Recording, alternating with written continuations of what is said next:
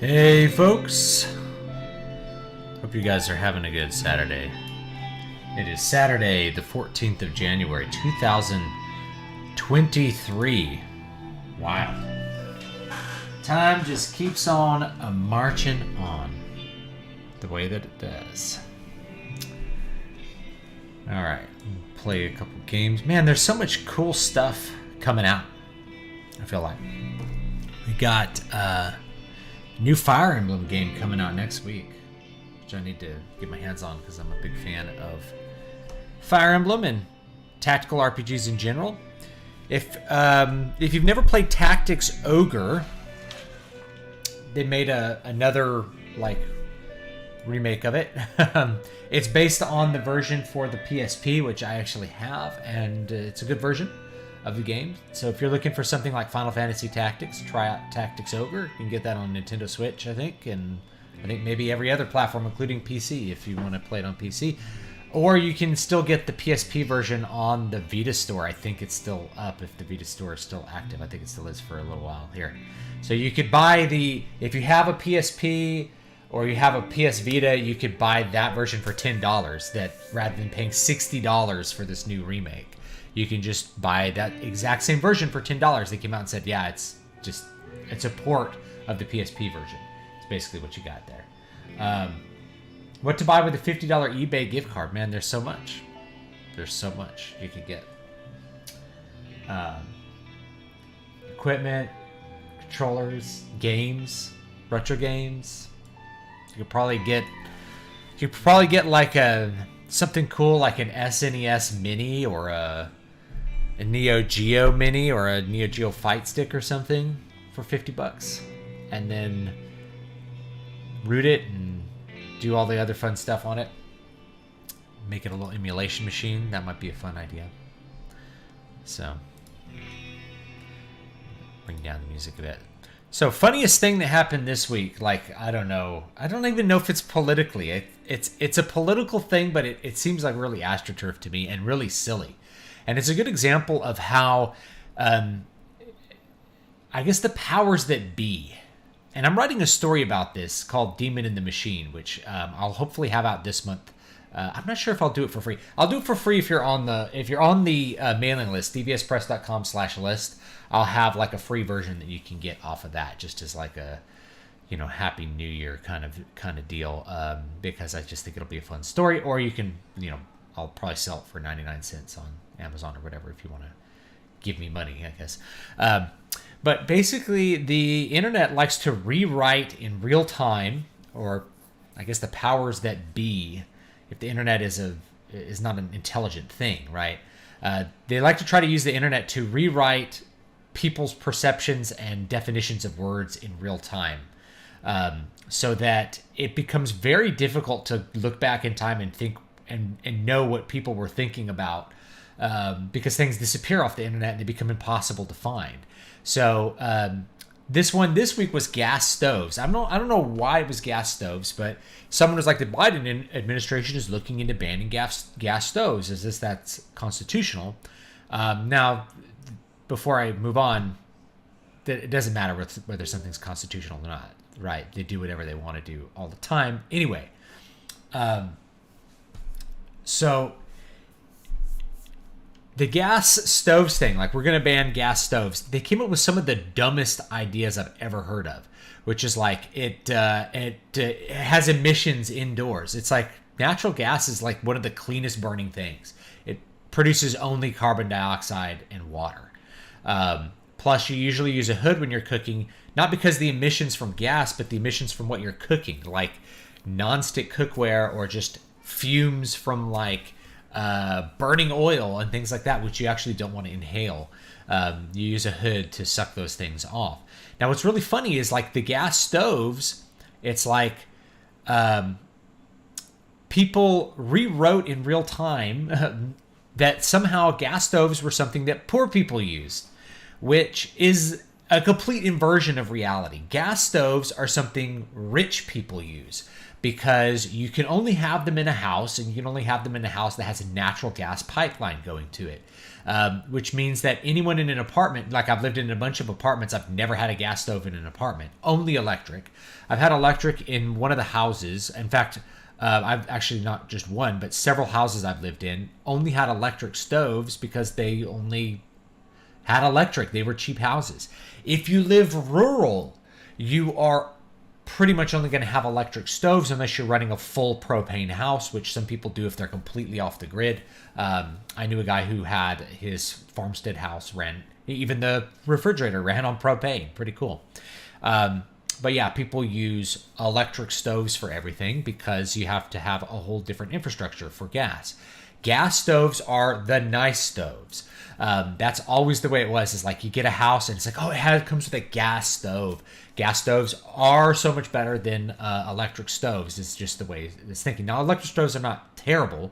They just convert electric current into heat, and then you heat a pan, and it just takes a long time to heat up those elements. So gas stoves, they're just not as good. I mean, gas stoves are just better. Electric stoves are just not as good. Even induction stoves take much longer to heat things up versus a gas stove where you have complete control over the heat and you can do so many different things with it. You can take the grill off and put your wok right on the burner and get all of those wonderful effects with the gas stove. Restaurants use gas stoves almost universally, as far as I know, and that's for good reason. Gas stoves work much better. You can produce a lot hotter flame at a particular point, and you can adjust the heat much more rapidly on the go. And it's also cheaper to run, right? Because you're putting the gas into the house and producing it for heat rather than burning something else like coal, turning it into electricity using turbines and all that other stuff, then pushing that electricity through a grid all the way to your house where you lose efficiency with it. And then, yes, it's very efficient use of energy at the point of delivery, but it's not the cheapest version because it's cheaper to burn gas. Natural gas is very cheap and plentiful compared to most sources of electricity. So it was this weird thing where they're like, oh, these hicks out in the sticks want their gas stoves. I'm like, no, this is entirely an urban thing. The people in the sticks have electric stoves because gas stoves are expensive and because they don't have gas out in the country. So if you're living in a country house, yeah, you'll probably use an electric stove because there may not just be gas. There may not be gas access where you're at. And electric stoves work fine for what that is. Or you may cook with propane outside, right? So it was one of these weird gaslighting things where they turned it into, all these Republicans want gas stoves. It's like, this is predominantly, like, gas stoves are a big thing on the coasts. They're a big thing in the rich areas. They're a bigger thing in Democrat-controlled cities than they are in the Republican sticks. It's one of the most bizarre things. Really what it is, it's an attack on, like as far as stoves go, it's an attack on the suburban class, the people who own their own homes and live in their own homes and enjoy amenities by living in their own homes, such as having gas appliances. I have a gas stove. I have a gas water heater. Some people have gas dryers, right? So using natural gas in your own home is a sign of wealth, is really what it is. And it's a sign of a benefit of living in a suburban environment rather than paying a bunch of money to live in an urban environment where you can't really pipe gas up to your 33rd floor apartment that's 800 square feet or whatever it happens to be. The idea that it would cause you cognitive harm is actually ridiculous. Like, there could be carbon monoxide. Carbon monoxide alarms exist. We already have them. This is not a problem that needs to be solved by getting rid of gas stoves. California, meanwhile, has already tried to ban gas stoves and will be banning gas stoves even for restaurant use, which means your food is going to taste worse in California than it is anywhere else because you don't have as good of a cooking appliance. or you're going to make your kitchen like work outdoors with high pressure propane or something else weird like that. It's a really bizarre thing because it's one of the most clean forms of energy. The burning natural gas in your home to heat something, whether it's water or to use a stove, is a cleaner form of energy use than burning coal and then transporting the electricity. So it's actually more environmentally friendly to use gas in most places than it is to use electricity. People forget this, right? It's like, oh, everyone should drive an electric automobile. California wants to make it so you can't buy a new standard automobile after I think 2030 or something like that. What's the point of that? Well, California used to have the cleanest energy in the country until they got rid of all the dams. So they used to have a huge hydroelectric infrastructure, and they started shutting those down for environmental reasons. And you can see how most of these environmental ideas end up becoming self-defeating. We have to get rid of the dams because of the fish and the beavers or something, right? Meanwhile, we also have to get rid of nuclear power because that's just icky. But we also have to get rid of automobiles because they burn fossil fuels. And what ends up happening is you buy coal-produced fossil fuel electricity from other states in order to fill the gap because you've shut down most of your hydroelectric plants, et cetera, et cetera, et cetera, et cetera. Hydroelectric is a very clean form of energy, and California used to have a lot of it. You have the whole Sierra Nevadas and all that water flow coming down. California, I lived there for a long time. It used to be a really great place to live and had great infrastructure. The roads were great.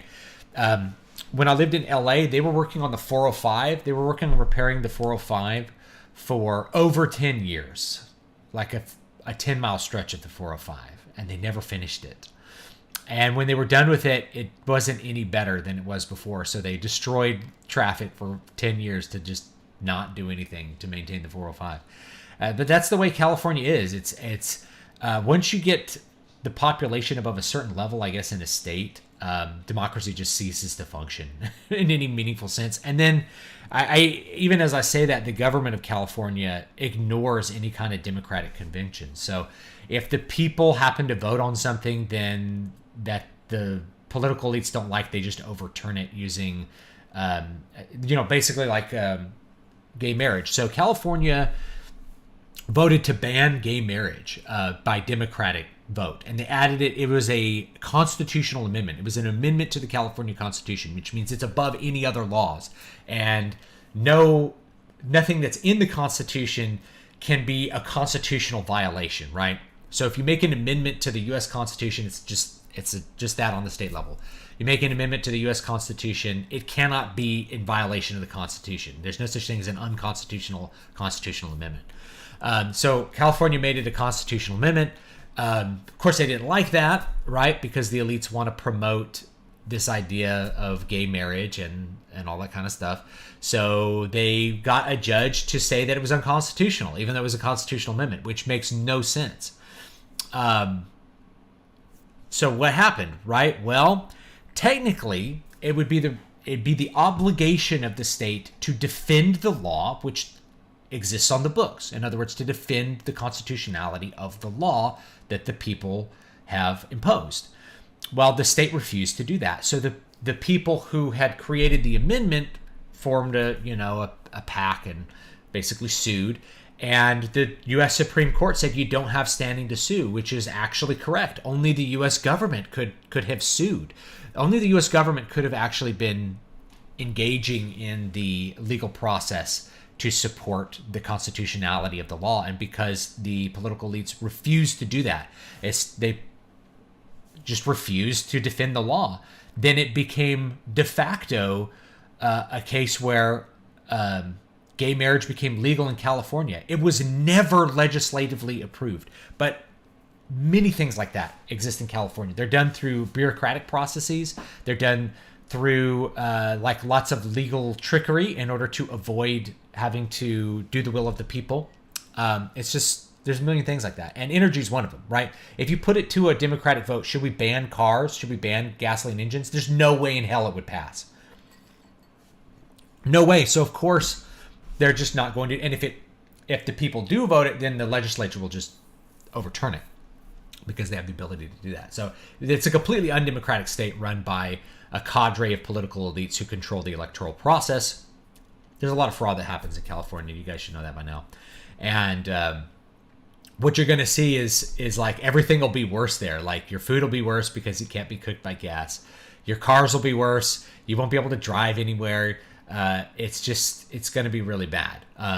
People are like, there's no way that this stuff is going to actually be carried out. And it's possible that they won't because of practical reasons. But anyway, that's what you get to look forward to when you have one party rule and you have one cadre within that party that controls every element of the electoral process.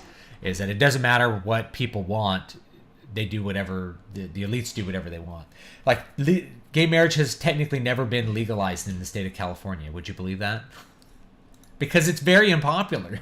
People are, oh yeah, people are all about it. It's like, no, there's the people think Castro Street in San Francisco is California and like Skid Row in LA is California, and that's not. But the people who have normal opinions are completely powerless, even when they're in the majority. Anyway, so that's my thing. Gas stoves, it's really silly. It's in real time, they're trying to rewrite it as some sort of Republican hick thing. It's really just rich suburbanites who like to use gas stoves because they're really nice. They're the richest people who still cook at home, or maybe you'll have a personal chef and you're really rich. Of course you want a gas stove because it's the best kind of stove that you can use. It cooks best. That's what you have. So the weird attempt to ban gas stoves, I think, is more about trying to reduce the quality of life for people who refuse to live in cities, and also who are not rural, right? So it's really about attacking the suburban middle class. That's my opinion. It's a very silly idea though, and very distracting, and also a little bit astroturf. Like, we're gonna make you talk about gas stoves right now instead of all the other crap that's going on, like another 25 billion or whatever sent over to Ukraine to fight whatever war. All right, you have things like that going on without any kind of consent of the government. Okay, let's check out chat. Fire Emblem Three Houses was my intro into the series. Then I found out it was a pretty major departure from the overall franchise, so I wonder how I like Engage, which is more in line. Engage to me looks pretty close to Three Houses in terms of gameplay and stuff. Three Houses I did not consider a huge departure. The kind of visual novel aspect has always been part of Fire Emblem, where these little support conversations. The three different branching storylines, that's kind of new, but not that new, because you actually had that in Fire Emblem Fates, but you had to buy each one separately. So there was Fire Emblem Fates Conquest, which was one storyline, Fire Emblem Fates Birthright, which was another storyline. That was the Hoshido one, and the first one was the Nor one. And then there was a third storyline you could buy, like the Dragon Path, which was DLC. So they charged separately for all of them, which is kind of, I don't know. I don't know how I feel about that, but it really wasn't that much of a departure in my opinion. I really liked the classes. The class system I thought was pretty good. I didn't consider Fire Emblem Three Houses a major departure from the series. It was really just kind of an upgrade, a next generation upgrade. It had been on mobile at this point since the GameCube, or maybe since the Wii. I think there was Radiant Dawn was a Wii game. So almost 20 years it had been like a mobile focused franchise. It had been on Game Boy Advance and 3DS, and this one really brought it into the next gen space. So they did a lot of stuff with it like that. Overall, I thought Three Houses was a great game. I didn't love the story, and the main reason is that they did a bad job telling the story with each individual path. Each individual path, especially around the time skip, there's very little preparation for the time skip and what it means in terms of story, and they don't do a very good job backfilling all of it. At the very end, they just kind of like, oh yeah, there's the ones that slither in the dark, and now we're going to fight them. And I think maybe the Blue Lions one might be the best as far as like understanding what the hell's going on. I like the church mode it's just like the most moral choice, right? Other than, the entire story has one of these tactical RPG things about the church bad, which is very common. But no, I didn't consider it a very big departure, having played at least, I don't know how many, at least 5 other Fire Emblem games. I don't even know how many. FYI, my apartment in Queens has gas and my house upstate has electric. Weird, I know. Yeah, there's more gas. You have to be in a more urban environment to have gas because it's just a second infrastructure. If you're out in the sticks, you have septic, you don't have sewer, you probably don't have gas, but you may have electric. You know what I mean? There's no way energy and carbon burn used to create enough energy to do half what gas stoves and gasoline cars can do. Yeah. Here's the other thing about electric too, is that even though electric, so you can see this with your space heaters. So all space heaters are 1500 watts. So you go down and you're like, I could pay $90 for the extra large space heater. I could pay $25 for the little space heater. I pay $50 for the medium space heater. Go look at them. They're all 1500 watts. They're all 1500 watts. Why? That's the maximum current that they can draw. I mean, it converts into like 15 amps, whatever. But that's the maximum wattage that they can be legally. And that's the highest amount of current draw that you can plug into an outlet without tripping a 20 amp breaker. If you start doing more than that, if you plug anything else in, you're going to trip a breaker. So 1500 is the most, and you can have 1500 in coils this big or this big or this big. You're just spreading out the same amount of coils. There's a close to 100% efficiency of conversion of the power to energy, to heat. Through like heating up a heating element, forcing the electrons through that heating element. So you'll notice all space heaters are 1500 watts. So it's not better, right? You have a practical limit to how much current you can draw with an electric stove as well. The amount of heat you can produce on a gas stove would be the equivalent of running like 50 or 60 amps of electric with a stove. There's no comparison how much more top end energy you get out of a gas stove. It's way higher. It's like 10 times higher or something like that. I don't even remember, but it's a lot higher. So if you need to heat up a lot of things, the gas stove is going to do a lot better job. Also, in an emergency, with the power's out, you can actually turn on your gas stove and heat up your room. Believe it or not, crazy. My parents had to do that with me when I was a little baby, and like on Christmas Day. The furnace ran out of heating oil when my dad was in the military, and they went in and turned on the stove and sat in the kitchen. That was the only way to stay warm. But yeah, gas stoves work. They're just like way more efficient, and not just more. I mean, not more efficient, like because you're going to lose some of that, but they just produce more heat, and they're very energy efficient on their own, and they're very clean burning on their own too. My 4-bedroom home I bought last year in the suburbs of Philadelphia came with a gas stove, which never want to go back to electric. I had an electric stove in my first house that I bought, and it was a really good electric stove. Really good.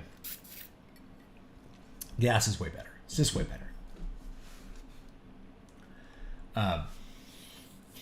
Let's see what else. The stove wars of the 20s. Did Gray Davis screwed by energy companies? I heard they were creating artificial scarcity. So let's talk about Gray Davis and the energy crisis of California. So people who weren't in California don't know what's going on. So it actually goes, Gray Davis just took the blame for something that he inherited and had nothing to do with. It wasn't Gray Davis's fault at all. What had happened was under Pete Wilson, a Republican governor, they had deregulated the power companies. Now, the problem with the way, whenever you hear deregulation, your bullshit detector should go off, because chances are they're not deregulating anything. They're probably reducing one requirement that's part of the total, apparatus that is regulation, and that's indeed what happened with the power. So PG&E owned the power grid and the power plants for the state of California, and it was a full monopoly and a government-run monopoly. So the government had control over that monopoly to dictate prices and things like that. So this is one of those solutions to what's called technical monopolies. Don't need to go too deep into technical monopolies. Power lines are an example of that, because you can't run competing power grids very efficiently. You'd have power lines blotting out the sky with all the competing different companies. It's more efficient to just have one power grid. So what they did was they had PG&E keep the power grid, but made them sell all the power plants to other companies. So other companies could buy the power plants. But part of that is that it included a bunch of emergency provisions for when power was scarce. Now, when power was scarce, PG&E could just make the decisions about how much power to use at different power stations. But because PG&E is now forced to buy power from other companies during a shortage, and this is what happened, is you had a shortage during, I think, a heat wave, and they were forced to buy power from out of state, from Nevada and all these other, Oregon and these other power grids, right? And they were forced to buy it at whatever price they sold it, which was enormous and more or less bankrupted PG&E, and the government had to bail them out. So there was this energy crisis that really wouldn't have happened under a regulated monopoly that they had before.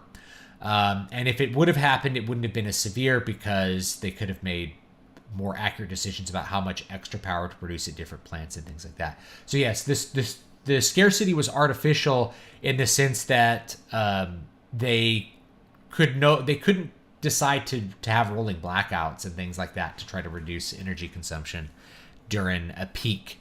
Rather, they were forced to buy energy at a premium from whoever wanted to sell it. And that's what ended up happening. So he really inherited one of these things where you only deregulate half the market and you don't deregulate the other half of the market.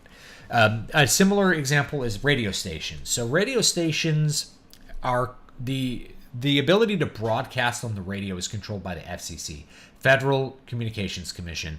It's a government bureaucracy that basically makes and enforces the law in regards to broadcasting. And you have to get a license from the FCC to broadcast. In order to get a license from the FCC, you have to have a radio station that is of a certain format. So you can't just say, well, I'd like to broadcast. They'd be like, well, what is your radio station? What is it broadcasting? Well, I want to broadcast rock. Too bad. There's already a rock station in your market. You don't get a license. This is still the case today. You cannot open a competing radio station in a given market. The FCC will tell you no. So that regulation existed and always existed. Now, to go along with that, you could only own a certain number of radio stations. So you were limited to the number of radio stations you could own for, competitive reasons. Well, they got rid of half of that. They said, well, okay, you can own as many radio stations as you want. Within a couple years, Clear Channel Communications, a conglomerate, had bought almost every pop station. They bought something like 80% of all the radio stations, the FM radio stations in the U.S. It was really staggering how quickly they bought up every single market. So you went from a thing where there was you couldn't have a competing type of radio station, but there was lots of different ownership in every given market, to one owner of all stations of all varieties. So if you had a local station that liked to, people in that area liked a certain kind of rock music, that got replaced by Limp Bizkit and Disturbed in 1999 because that's what Clear Channel determined every radio station had to play. They had to play the same 5 or 10 songs. They had a mandated playlist that you had to stick to all across the country. It became a huge payola deal. If you're a record company, they own stock in some record companies, we're going to play the songs from those record companies so our stock prices go up. Boy, it was a big crap fest there. And it was because you didn't deregulate the whole thing. If you're going to say you can own as many radio stations as you want, you also have to say anybody can compete. Anybody can open up a competing radio station and broadcast better music than you. And if you can't make money in that market, that's your fault. Sorry, no. You can't open a rock station. Clear Channel already has the rock station where they're blasting Limp Bizkit 24/7, which everybody hates. Anyway, there you go. That's my rant on that. The judiciary in California showed it was the sovereign authority like an absolute monarch. Just use magic. It's magic plus the legislature. They just do what the elites in the legislature want. So the whole we have these democratic propositions, those just don't end up working out. They end up screwing up the timing of the whole gas stove thing. They kicked that off and died the day before the ATF dropped their new rule about pistol braces. I hadn't seen this rule about pistol braces.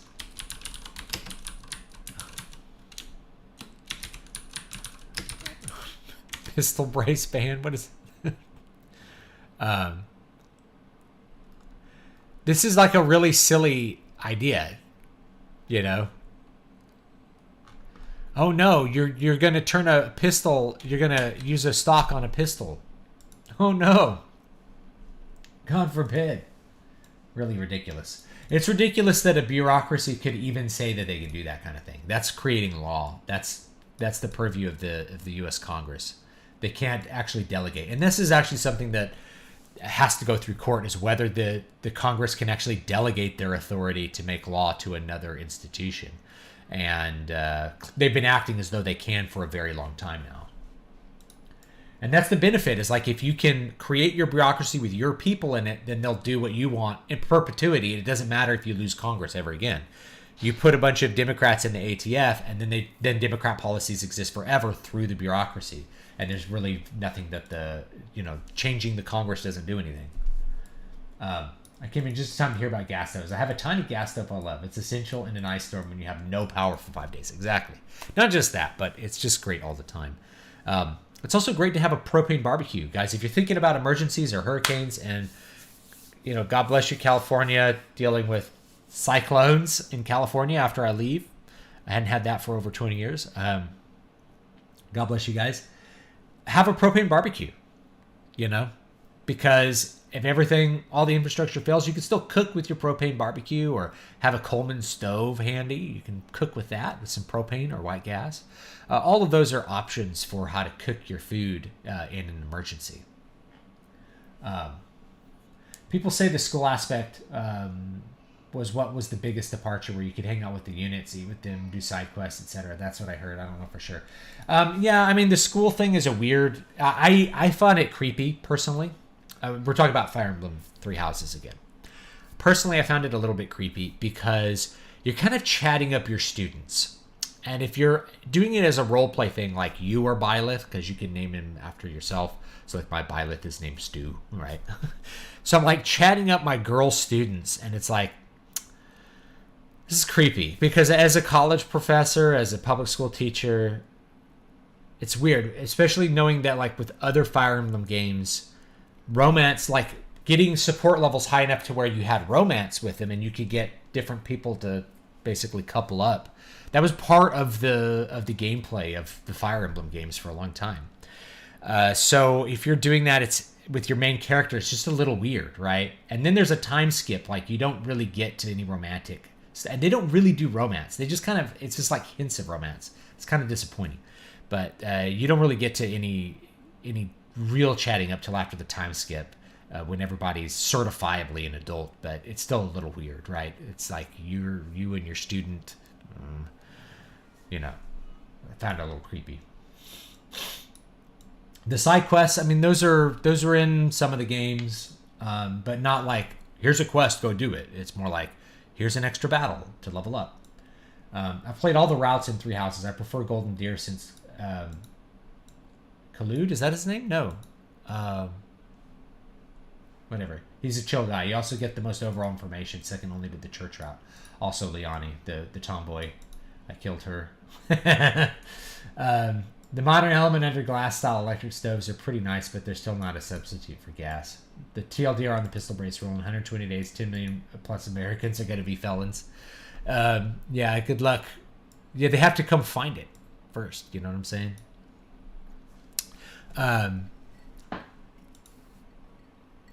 Really silly.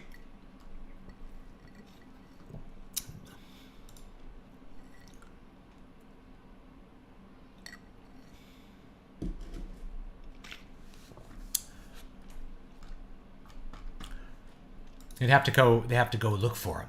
Now, the whole point here is like they want you to register this stuff. Why do they want you to register everything? So they know where you are, who you are, what you're doing, so they can come get it when they want to come get it. That's what gun registration's about. Don't let anybody fool you about it, that it's like, in case there's a crime, we know where to look. It's like, no, it's not about that. It's about knowing where to come get it. So you register your pistol brace, and then they say, well, now you have to give it up, and they come to your house. Now they have they know where it is, and they can come to your house and demand it one at a time. It's to divide people and isolate them and make them easily, easily turn them into jailbirds.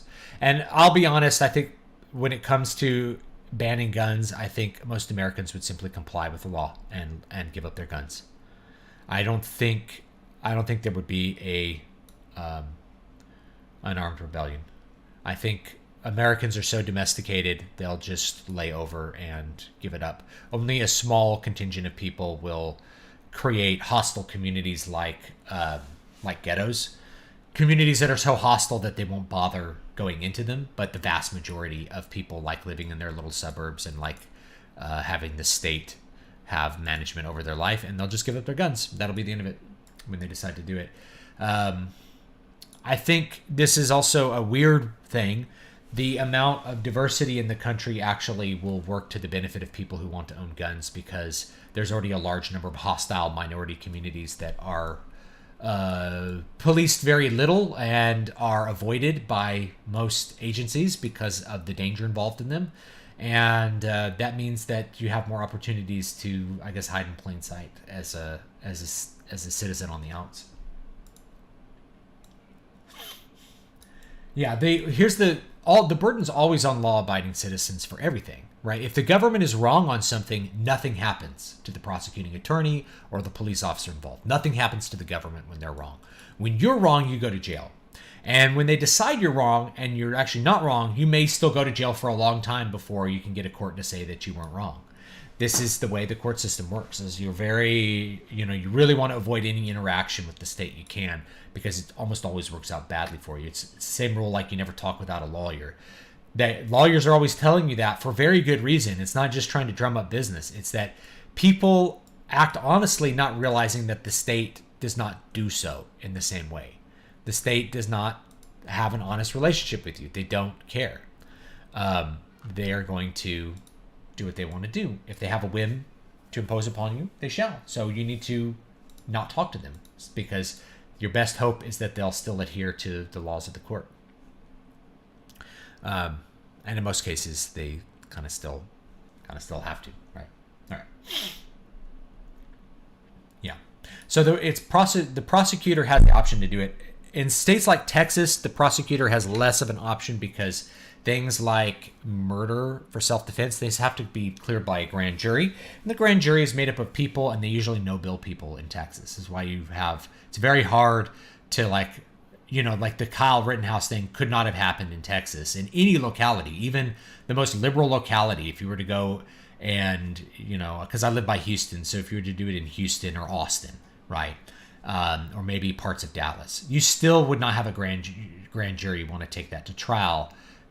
They would see it as no jury would convict people, right? Even in the most liberal areas, there's a strong culture of, no, this was a bad guy, you can shoot him. That's a strong part of the culture here.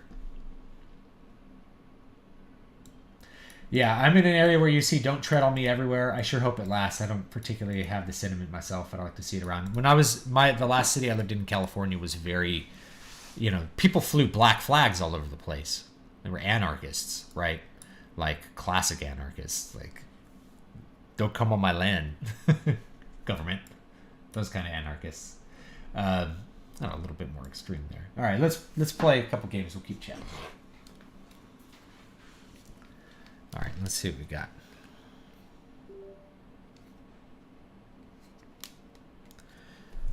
Ooh, that's loud.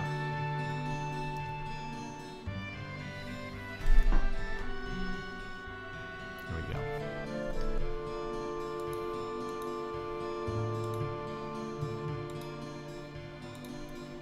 There it goes.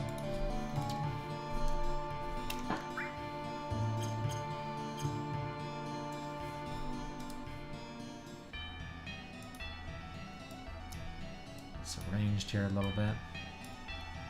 I didn't play it all in the break. Alright, I saved. Rest. And then I think I can go back out this door.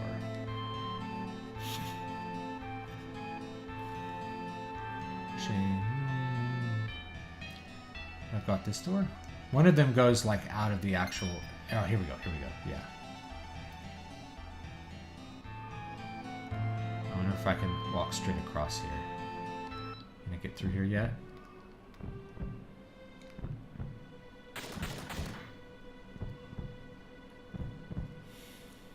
It's warm. This isn't good. Oh, behind you. Oh, the demon wall. Oh boy, the demon wall. Let's see what happens. Forgot about that demon wall.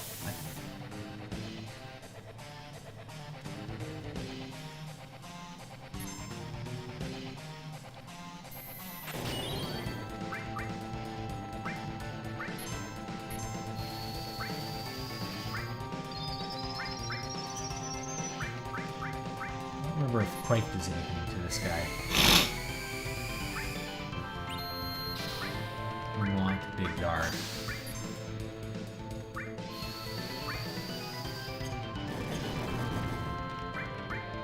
Let's try paste on Cloud.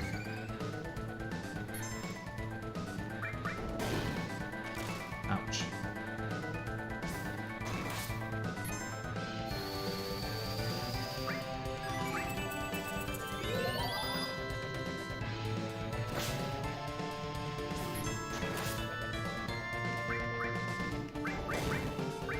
Haste on you.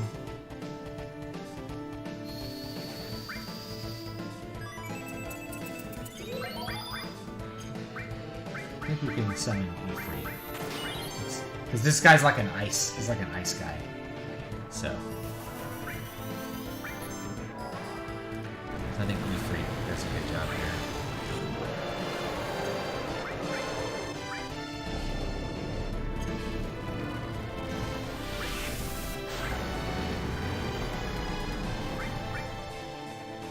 And save the healing one for.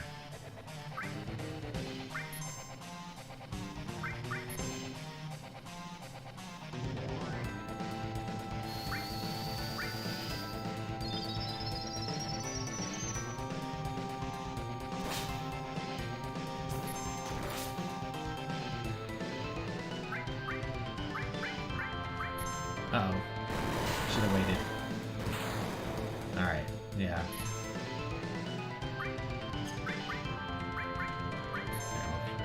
Look at this. Climb hazard.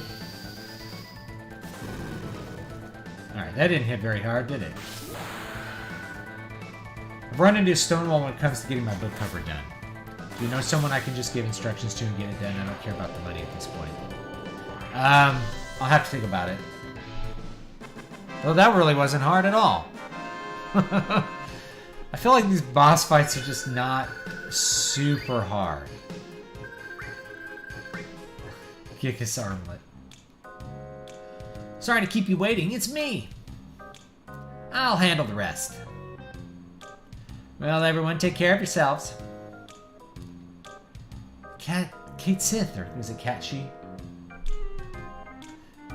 Come on, Cloud, say something. I'm not good at this. I understand, I feel the same too.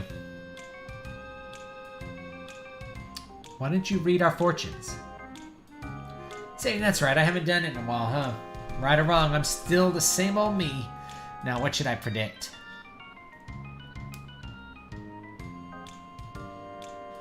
Let me... Let's see how compatible Cloud and I are. That'll cost you exactly one date. Here I go.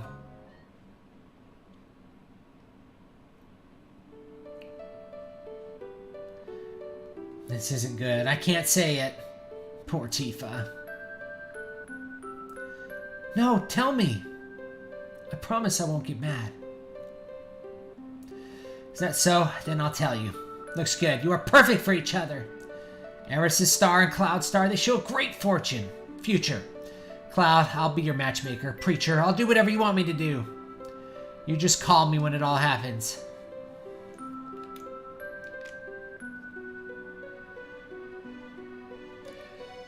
Thank you for believing in me, knowing that I was a spy. This is the final farewell.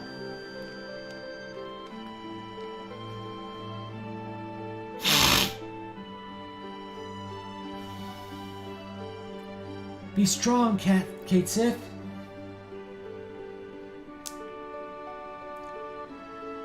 She told me to be strong. I feel so happy.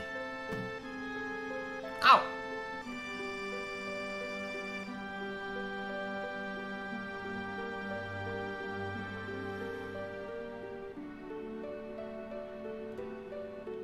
I remember that demon ball from Final Fantasy IV. They have it in like every game. What happened?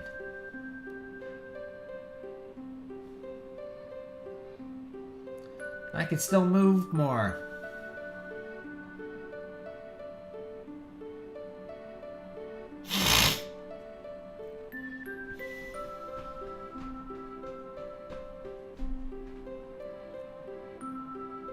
This must be it.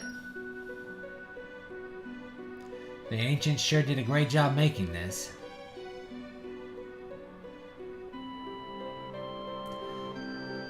I could protect the planet too. I'm kind of embarrassed.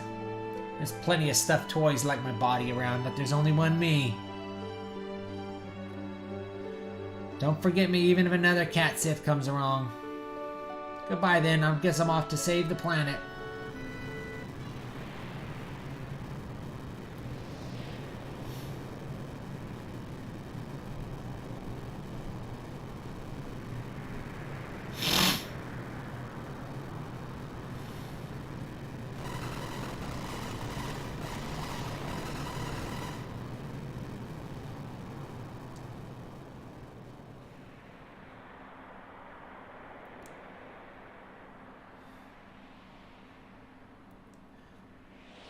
That's the black materia. This looks majorly boring, so I'll stay here.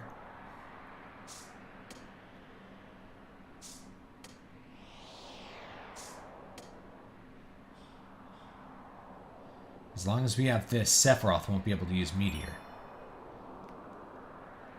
Hmm? Can you guys use it? Nope, we can't use it right now. You need great spiritual power to use it. You mean lots of spiritual energy? That's right. One person's power alone won't do it. Somewhere special, where there's plenty of the planet's energy. Oh yeah, the Promised Land. The Promised Land? No, but... Sephiroth is different. He's not an ancient. He shouldn't be able to find the Promised Land. Ah, but I have. I'm far superior to the ancients. I became a traveler of the life stream. Gained the knowledge and wisdom of the ancients. I also gained the knowledge and wisdom of those after the extinction of the ancients. And soon I will create the future. I won't let you do it. The future's not only yours. I wonder. Wake up. Oh, shut up. The noise. There, Cloud. Good boy.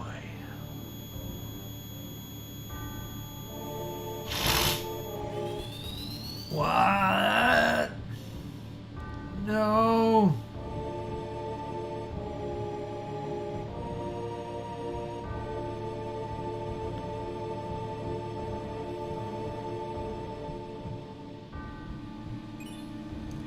Gave black materia to Sephiroth.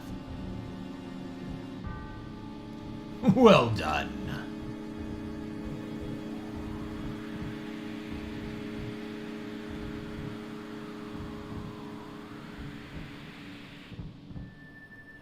Cloud, are you alright? I gave the black materia to Sephiroth? What did I do? Tell me, Aris. Cloud, be strong, okay? Oh, what have I done? Cloud, you haven't done anything. It's not your fault. I'm... What, Cloud? Oops, this looks like I came at a bad time. I'm Kate Sith number 2. Right, pleased to meet you all.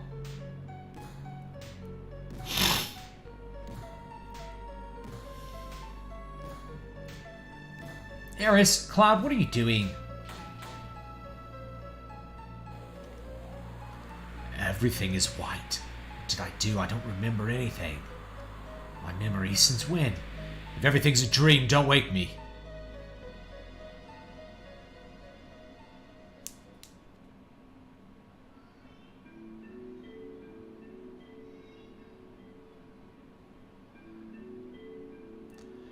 Cloud, can you hear me?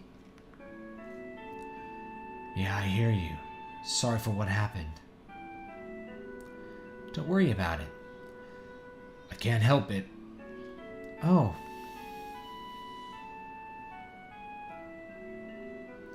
Then why don't you really worry about it?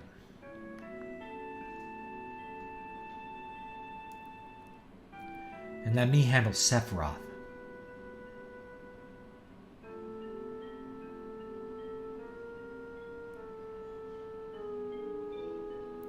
And Cloud, you take care of yourself. So you don't have a breakdown, okay?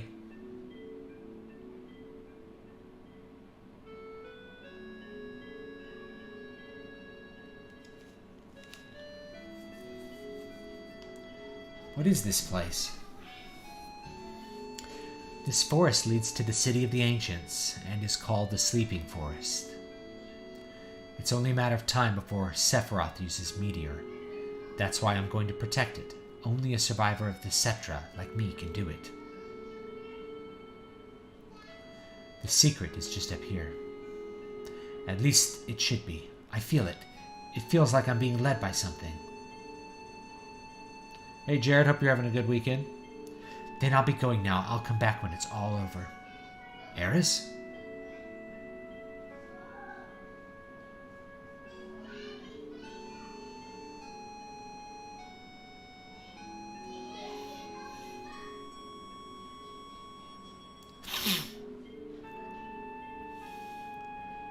She's thinking of interfering? She will be a difficult one, don't you think?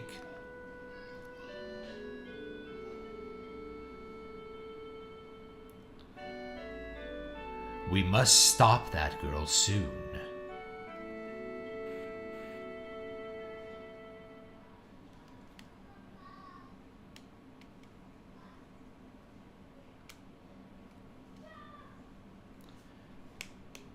You look like you was having a nightmare. How are you feeling? Oh, better keep it to yourself. You know, Cloud, Eris is gone. Everyone's out looking for Eris. City of the Ancients. Eris is headed there. By herself? Why didn't she go by herself? Hey, we're going too. Only the Ancients, only Eris can save us from Meteor. Then we must go.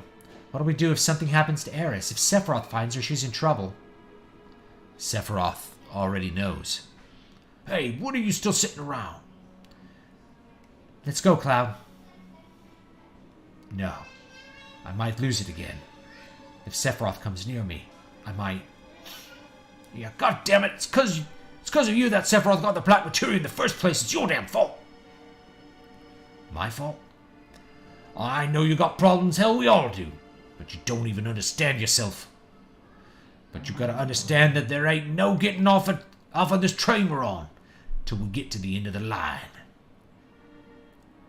Cloud, we came this far. Aren't you going to settle up with Sephiroth?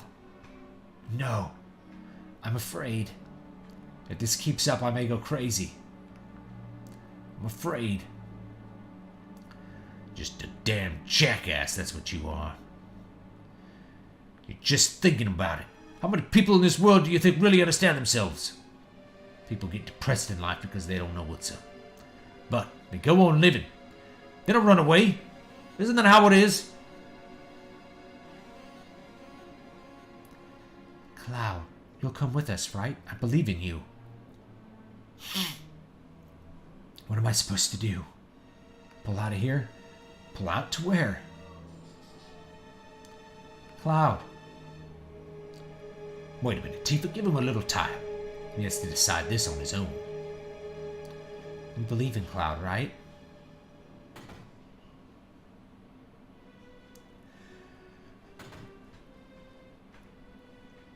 I'm afraid to find out the truth, but why?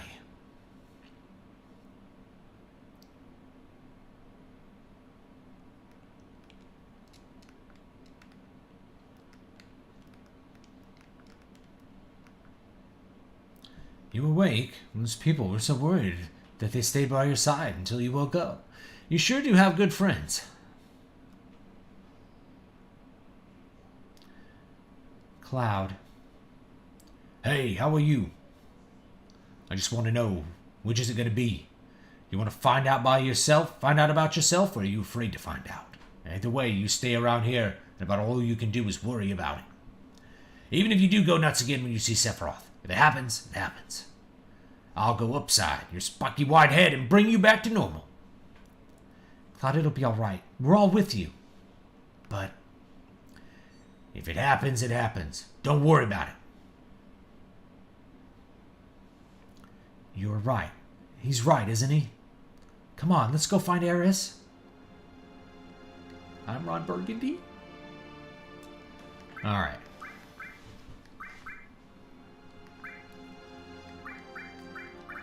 I think she still has... Oh, we'll do all. And...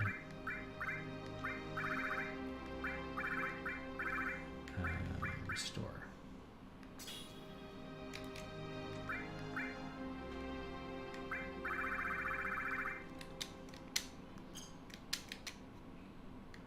Oh, that's right. Do,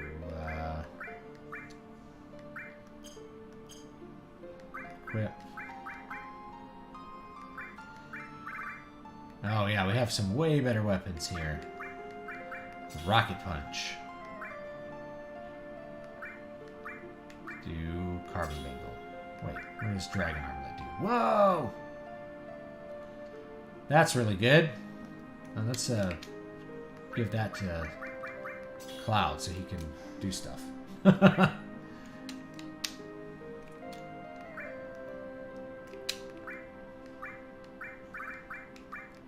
There we go.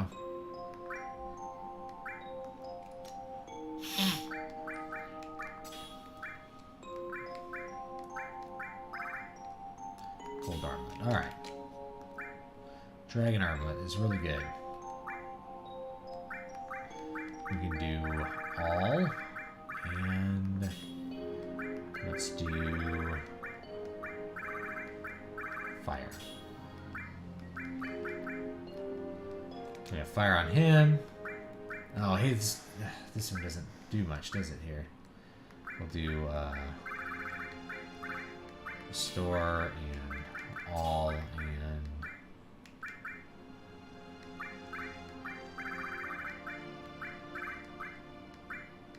poison. We'll do where is it? Elemental? I have a higher elemental. I have two elementals here. Elemental. We'll do. What's a good one? Poison's actually one of the best elementals. Do I have ice in here somewhere? Oh, we can just do fire there. All. And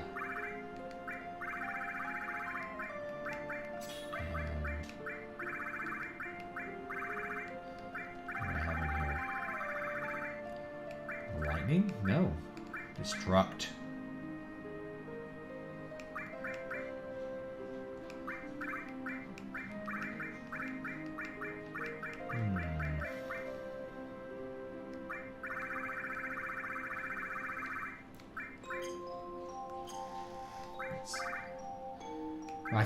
I can't seem to pull off the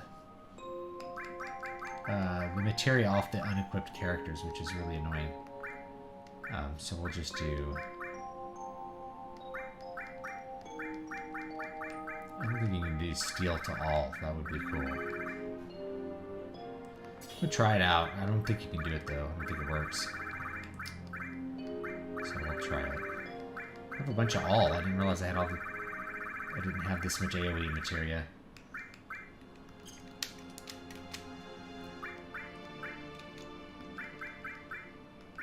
Oh, there we go. Restore all. There it is. And then we have all ice, steel, gravity, sense.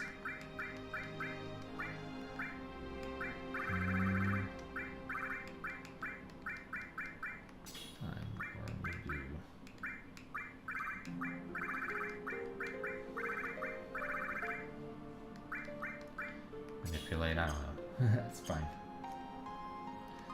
Let's do lots of other things living people do. Yeah,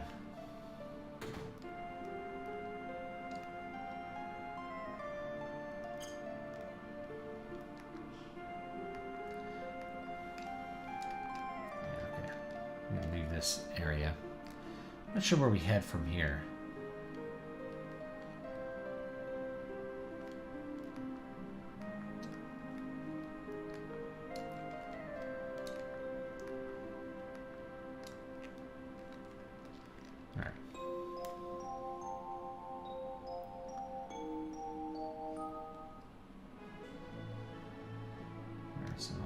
Ship over here. Alright. I'm just gonna look up where you go. I don't want to spend time like going, wait, where am I going?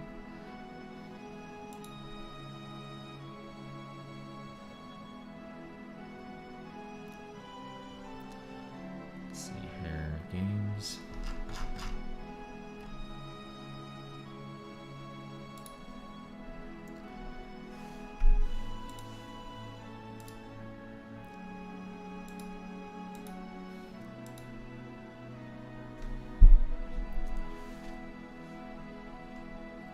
I think we're at the end of disc 1, but there won't be like a disc break in this.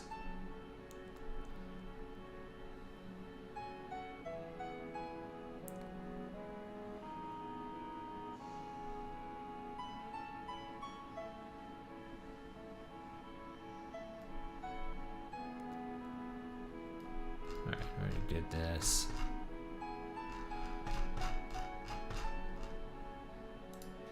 Alright.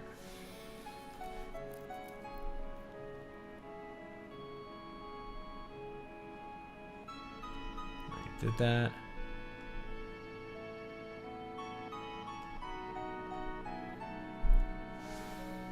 Now we could go back to Wutai and get like Yuffie's limit break.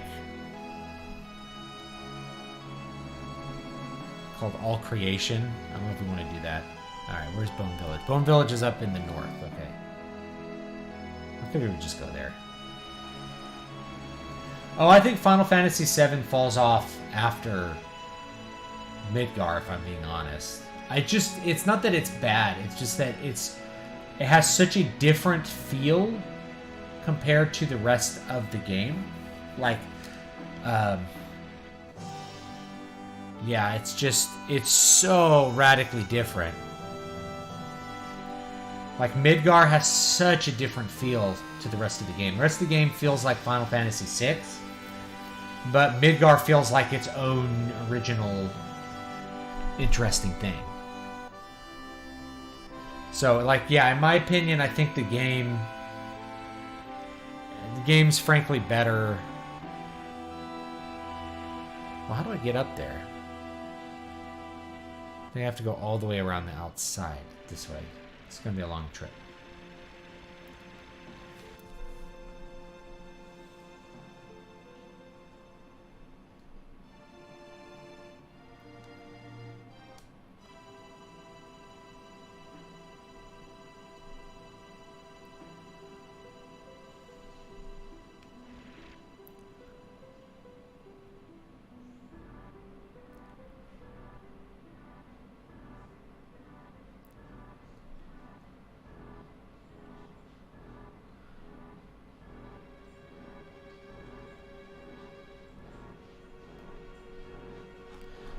see. I don't know if we want to go to Wutai yet or not. What's up, Daryl? Hope you're having a good Saturday. A little fun here. Alright, we'll go. I think you can cut through. Can you cut through the river? Let's find out. This is not the way rivers occur in the real world, where, like, you can use them to cut through an entire continent, where they, like, connect the oceans.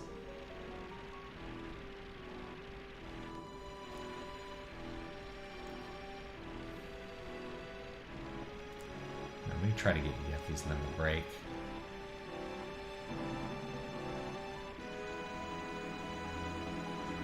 You have stopped doing metal reviews entirely? I always enjoyed those. Yeah, I stopped doing them because, like, they were cratering my views. Like, YouTube would actually, I don't know, delist the channel.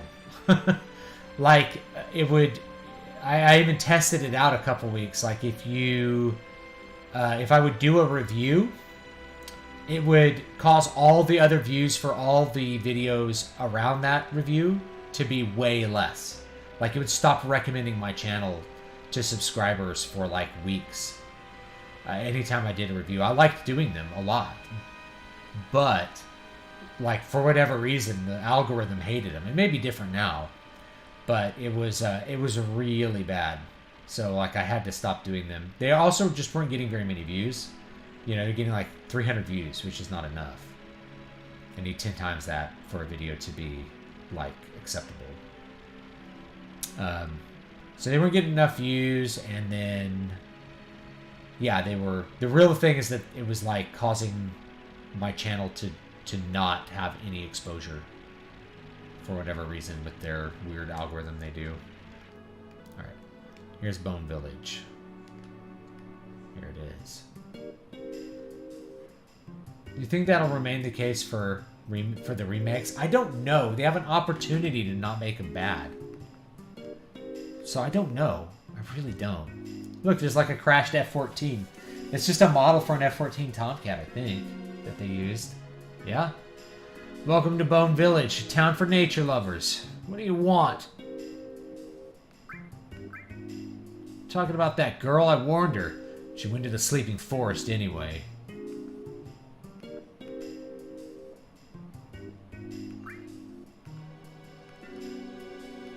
Forgotten City. We're excavating. It's like the land's telling a history of the planet. Look, there's like a dragon skeleton and then like a plate. The lunar harp is somewhere in the ground here. We could excavate it for you if you want us to.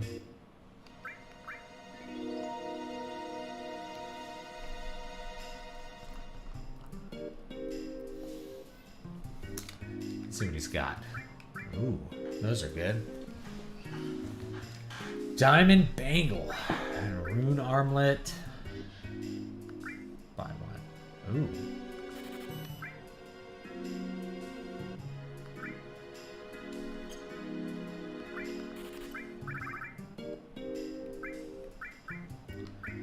Of those.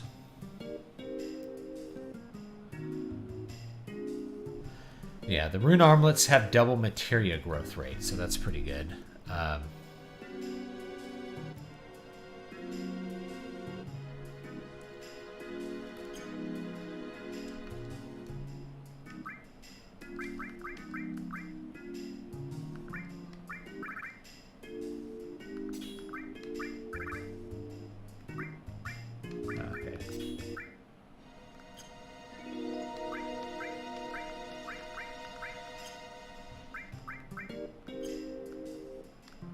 If I could put Yuffie back in. Or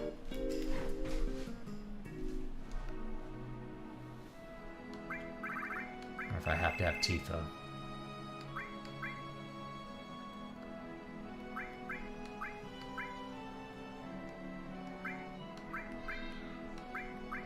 That didn't matter. Didn't matter for now.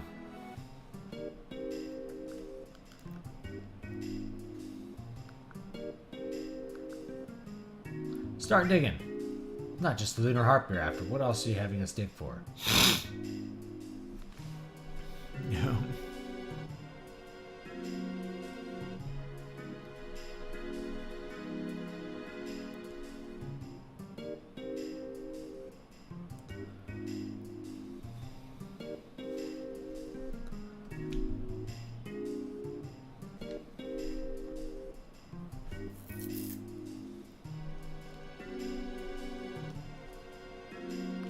Lunar harp. All right, then. Then I'll lend you some of my staff. Show us where you want us to dig.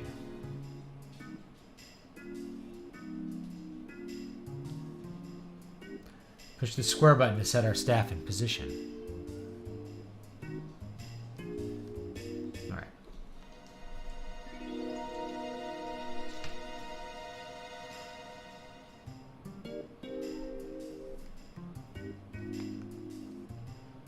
Order a search.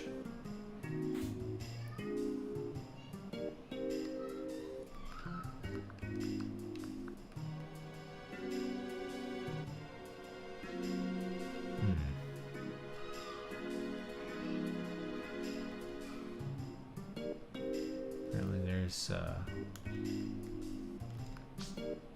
okay.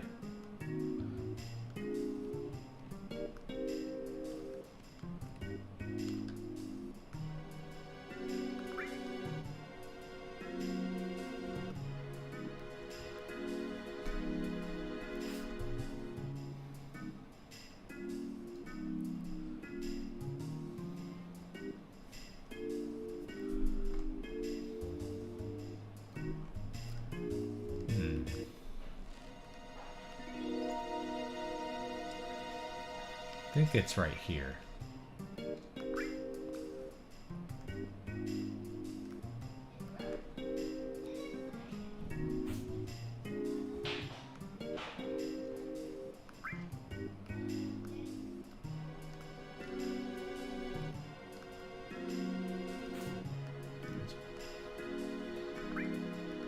I think that's all we need, right? YouTube is metal phobic. I think YouTube just doesn't know what to do with things that are about other things. Like, it doesn't know what to do with like record reviews because it thinks that you're trying to, I don't know, have the record on. It's hard to say. Whoa. Each staff member will calculate the tremors and face the buried item. In other words, the point where the staff's line of vision meets the dig point. Select the dig point by moving to the point and pressing the square button. The staff will dig and search for the item.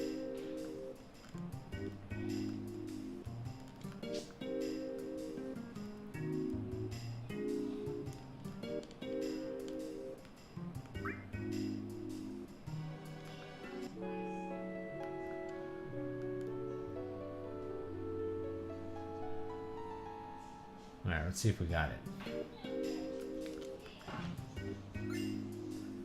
Alright, we got it.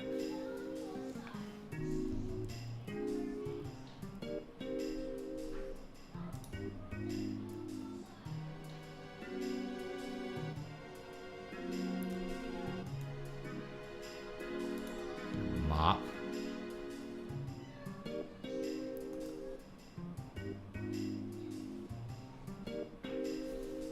I want to look for some more treasure. You think it's because your channel has your channel slotted in a genre of content, and when you go outside of that, it throws everything off? Yeah, that's part of it. Like, you do better if you're just doing one thing all the time. It's just how it is. And I don't do just one thing.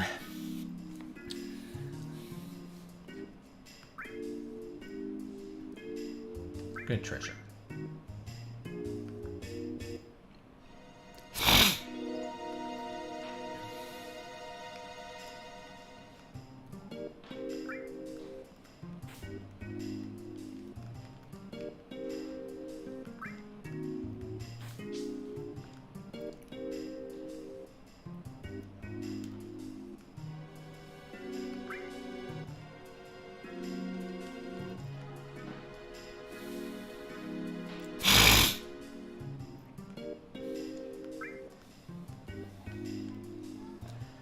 See if we can get like a weapon here.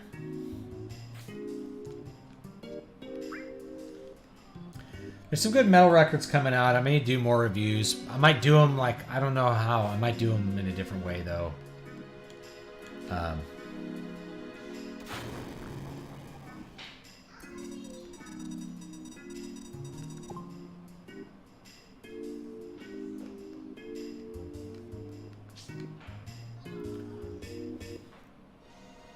All right.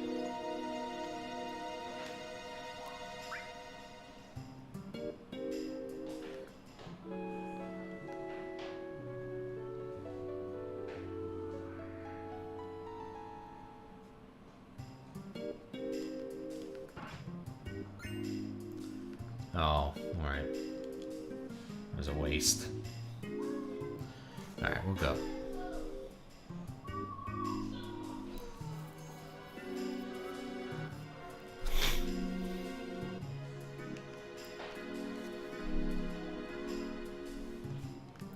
Alright, let's go to the Sleeping Forest. See what's next here. I think, is this the Sleeping Forest up here? Right? Nope. It is not.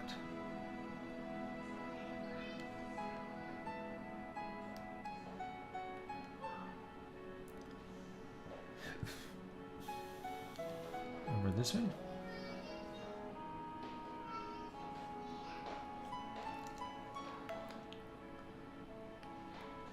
Up there? How do I get up there, though?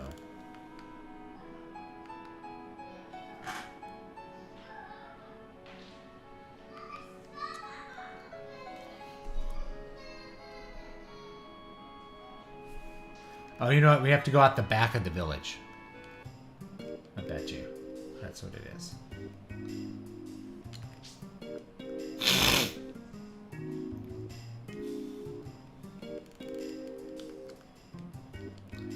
Is this a way out? Ah, there it is. Alright. Off we go into the Lost Woods.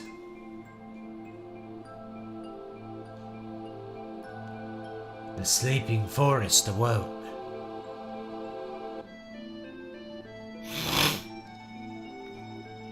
Wait. Where's that materia?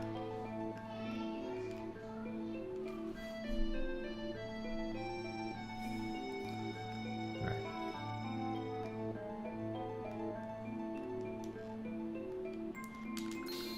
Got it.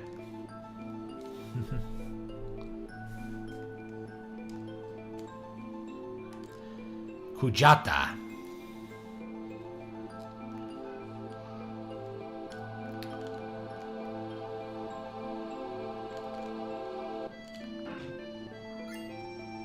Watering. That's going to be useful.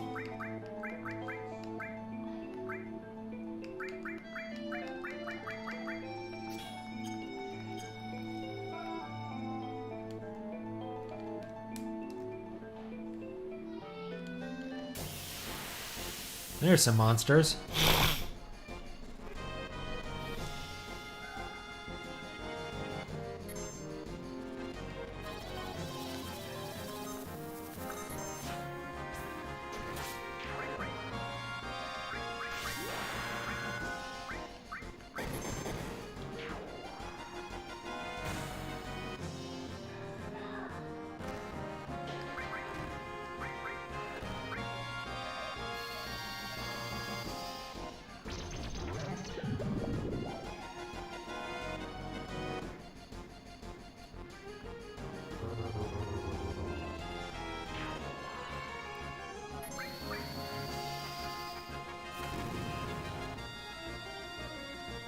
Look at those little creepy guys.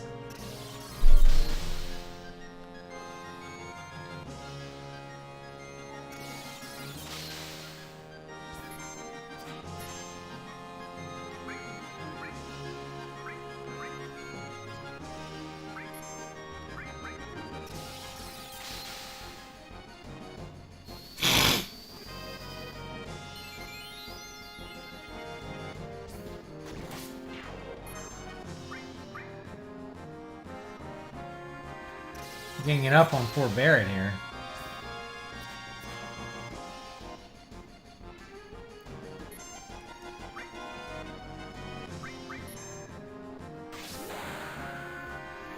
Big shot, big money shot.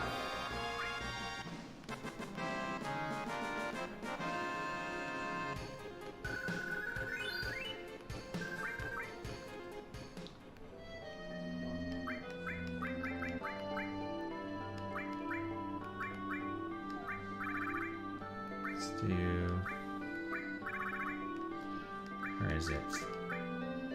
Like the end coat. There's double growth for everything. So that's probably pretty good.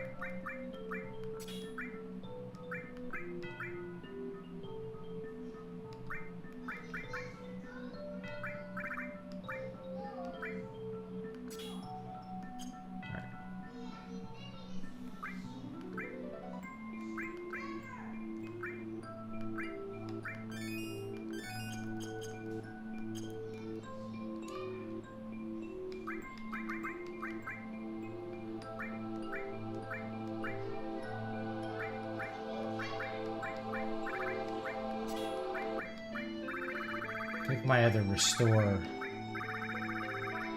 revive, transform.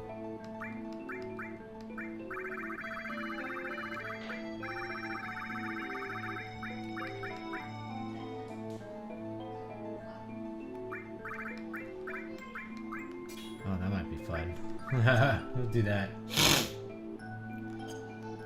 All right, this way.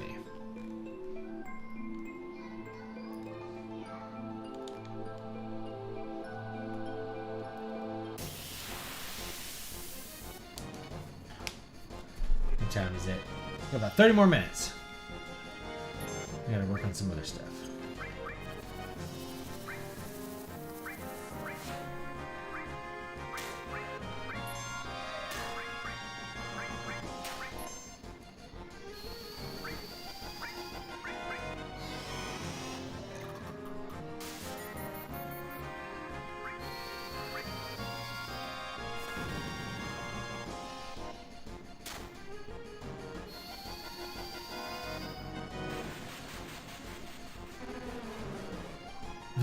Mini seahorse. Mini seahorse.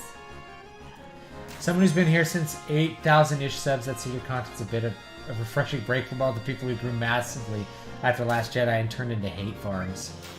Yeah. Because, I mean, like... yeah.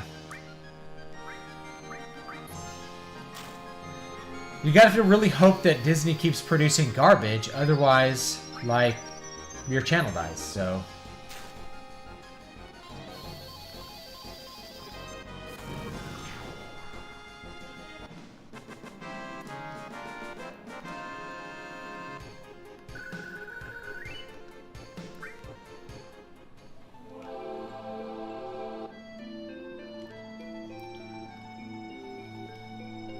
That's a cool background there.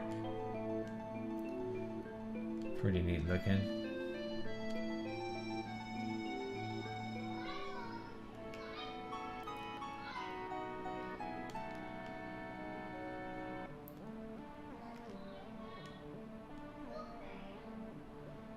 All right. I think we're coming up on the spot.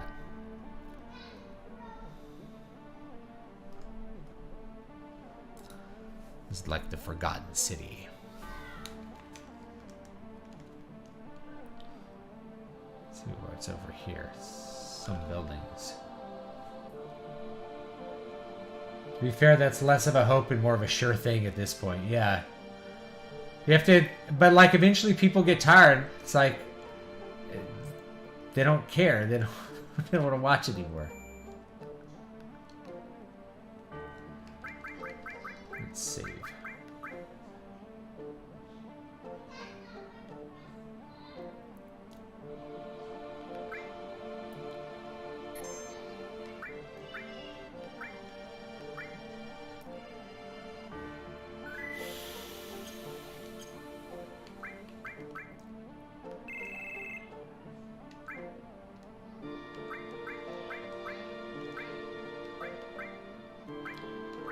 Vincent's really good.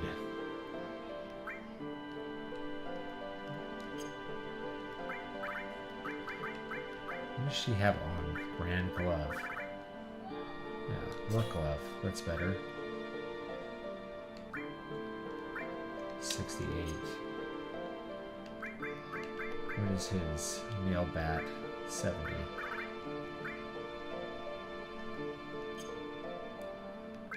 And his is the rocket punch, which is 62. What if we put him in for Vincent?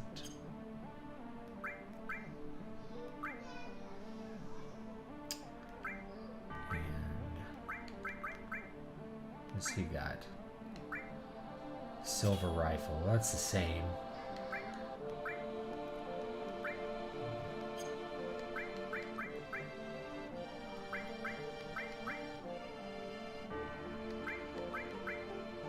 Oh, we need him in the front row for his, like, transform, though. I don't know. He's really good, though. I'm not a huge fan of Barrett. It's just like, I don't know, his playstyle just doesn't do it for me. I like Yuffie better than Tifa, too. Oh, but I gotta pull their materia off. Ugh. Let's do that. And like, de-equip them. Sit on my party here. You know.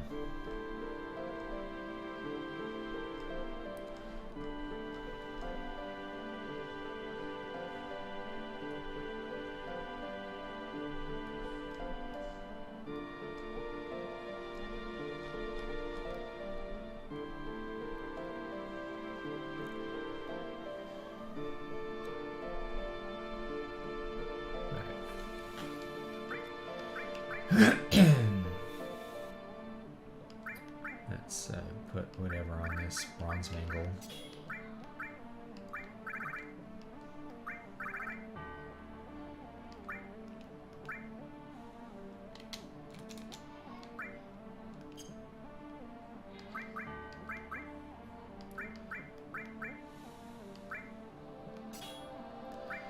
That works quickly to get rid of that.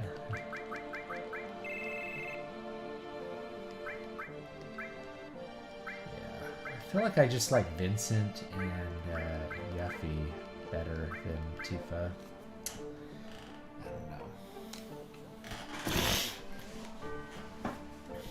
I just finished 7 myself. What I liked about it is there's lots of room to breathe and explore. I felt like 6 was missing that. I like that your reviews, especially the long-form ones, showed a fair and competitive evaluation of all the components involved. Yeah, a lot of people hated that. They're like, well, I hated it. How could you say that it was visually good? How could you give it the effects an 8 out of 10? It's like, dude, they were good. They were actually really good. Oh, but I hate the movie. It's just 0 out of 10. It's like, okay, you're... Chill out, dude. It's just a movie. It's very hard to have a movie be 1 out of 10. It would have to be like a blank screen to be 1 out of 10. Like, no visual elements at all. It's really hard to not hit 5 if you're doing anything competent. 5 is like you failed at pretty much everything, but those things exist. Like there's music in the movie and there's visuals and there's a script. You know, but they're all really bad. That's like a 5 out of 10, F. You know, I feel like the new Star Wars movies are Fs. But they're still 5 out of 10 because they still have all of those elements in them. Just the stories are atrocious. You know, to get a 0 on the visuals, like you'd have to just have a blank screen, I feel like. I don't know who I want here. Let's check out what does he have to have? Magic Shuriken, which is pretty good. Alright, let's reset up the materia. We'll equip.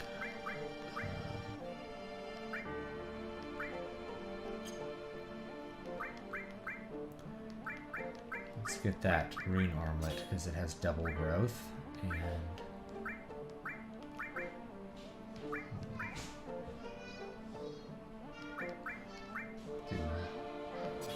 And heal, earth.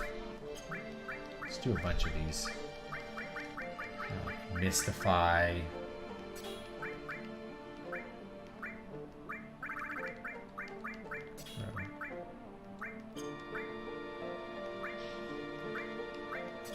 No, not that.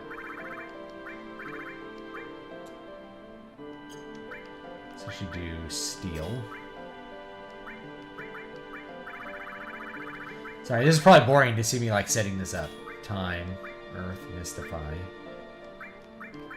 This is just stuff I want to, like, grow, you know? So I'm gonna have her, like, spamming a lot of stuff.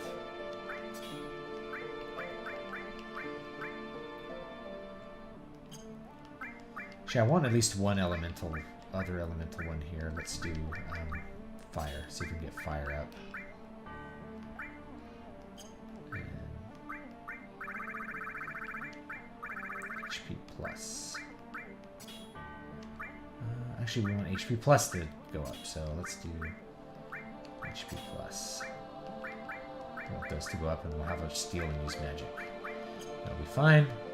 And let's equip him with the, where is it? Diamond Bangle, which is really good. And we'll do all, and yeah, he'll heal. Actually, we don't want that. We want all and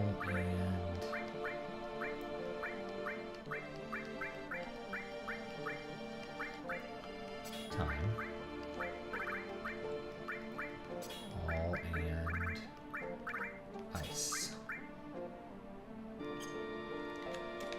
And we want, how does that cover? All fire. Alright. So I should change that to restore.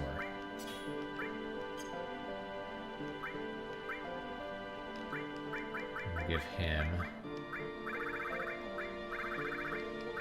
fire or something here. Number scales are dumb, in my opinion. It's either bad, decent, or good.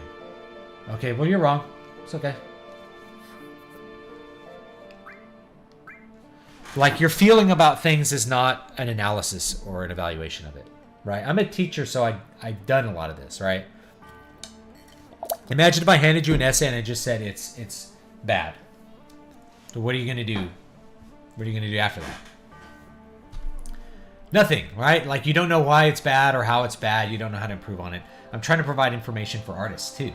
So, like, yeah, it might be bad, but what parts are bad? Well, the story's really bad, but the visuals are okay. So, obviously, the visuals produce a good effect, or the music's good, but the visuals are bad. The acting's terrible. Like, you need to identify, like, what's actually bad, not just say it's good, bad. It's a 0 out of 10 because I didn't like the main character. That doesn't work. How can something be a 0 out of 10 because you didn't like one element? You know? It's really hard to not hit. That's why I'm like, it's really hard to not hit a 5. 5 is like, all the elements are present, but they're all bad, or like there's some significantly bad ones. You know? That's still an F. You know, D is like, yeah, there's something okay in there, you know? C is like, it's average. D, you're hitting 8 out of 10, you're doing everything pretty good. Or B, you're hitting everything good. And then A is like, everything about the movie's good. It's actually harder to hit an A. Like, people are like, I love this movie. I'm like, I give it a C. And they're like, oh, could you give it a C? I'm like, well, the special effects are bad, and the music score is bad, and the acting's bad. The script has a bunch of bad lines, but overall, I like the effect, so I guess it's a C. You know, it ends up being a C. It's like, but it's one of my favorite movies. That's great. It's still a C. Sorry.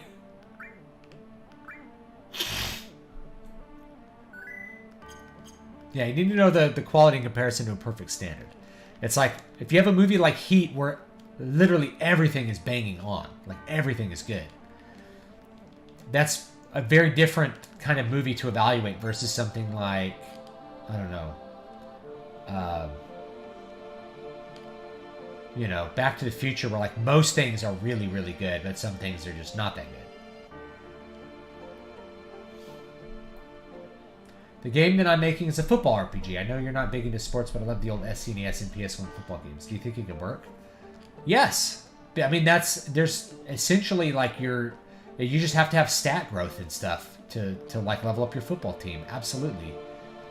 That's actually a really good combination of elements. Like, have your team grow through RPG stuff. You know? Yeah, I think that would work actually really well. And you have a whole storyline associated with it through the season. The main gameplay is like the football.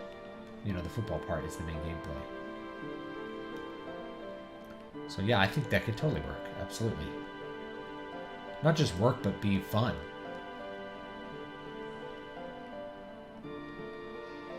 I do like the music here. Does this go through? Where does this go? Okay.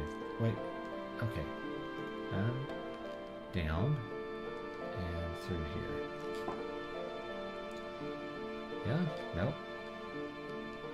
This way? Oh, yeah. Here we go. What is this thing?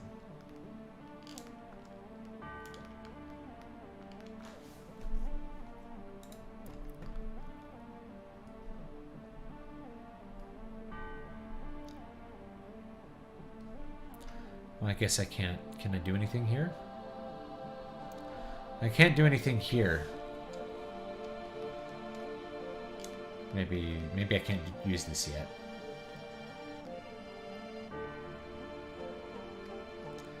Alright, let's go back. I think your evaluation also works very well when the movie is good, like when you evaluated the prequel movies. Yeah. I mean, there's the prequels have like really good things about them and some things that are just not as good. You know, there's like, you know, some hammy dialogue, some really basic dialogue, some kind of flat acting. Visual effects are, you know, it's, for instance, like Revenge of the Sith is still one of the best produced movies ever made. Like, the production is a 10. Like, you can't watch that movie and think the production is not stellar. Same thing with, honestly, with like Avatar, right? You probably not... Avatar, the first Avatar movie at least, had an awful story. But it had really good visuals, so that carried it, right?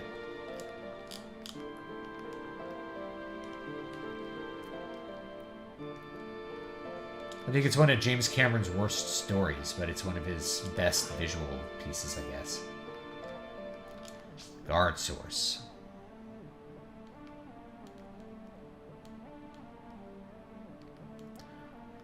There are people in this village, I wonder. Looks very decrepit. People live in these little Morrowind mud huts. What these remind me of. Even though this was like, this is from way before Morrowind, you know.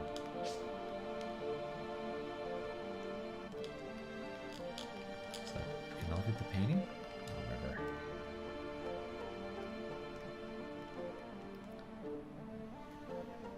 I wonder if the owners used this. Come on, let's rest for a while. I don't want to walk anymore. Yes.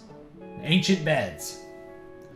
I can't really make dynamic on-field gameplay by myself, but I can have a robust simulation and have the engine animate the outcome in a simple way like Final Fantasy or Pokemon.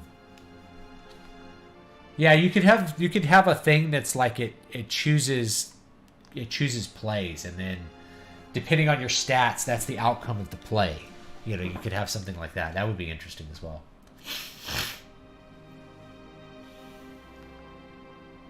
And if you just focus on the story and stuff, you could probably make it work.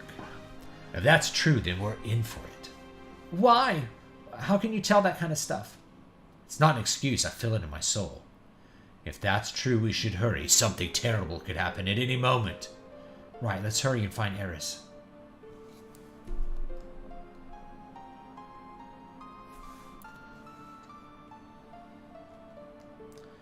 I think there's something...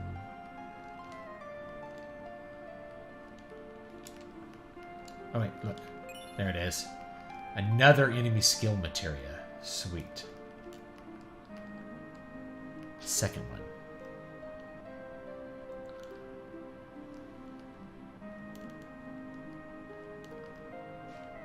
We can explore around here a little bit. But I don't think there's anything else here to see. I do like this music though. It's like very nostalgic music. Whoops.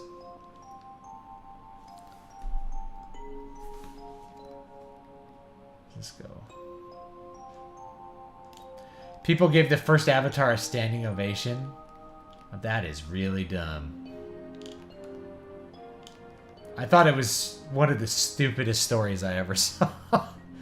I mean, I'll do another, you know, if I watch the second Avatar, I'll do some content on it. I really should watch it. Because I think it's an opportunity to do some good content. The first one is basically like, you know, it's Dances with Smurfs, as South Park pointed out. But it's also just a bunch of Gnostic heresy, like squished into a movie that James Cameron probably doesn't even understand.